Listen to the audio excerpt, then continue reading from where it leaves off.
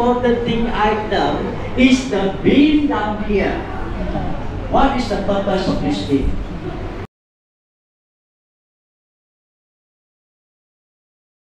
A lot of them is standing to prevent the flood water from coming inside the house.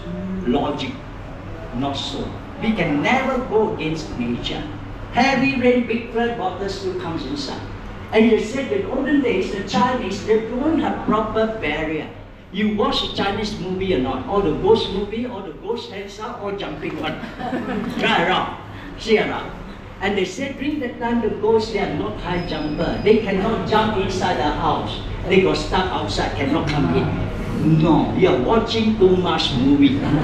In the first place, I don't know where they got the idea. Alright? And then in order for you to come inside the house, what you have to do, you must leave your leg, then only you can come in, right? So the moment you leave your leg, it touches the ground, indirectly you are bowing, paying respect to the owner of the house. In fact, every one of you have done that. Before you come inside, we got a beam down there.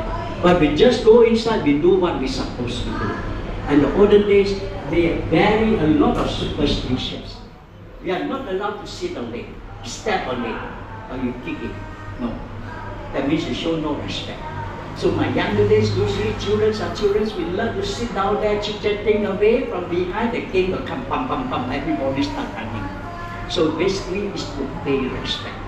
Alright, now you understand. And today, you visit the public temple, before you enter, there's always a beam at the entrance. But we just go inside, we do what we want to do. Alright, come, let's go outside now. This way, please.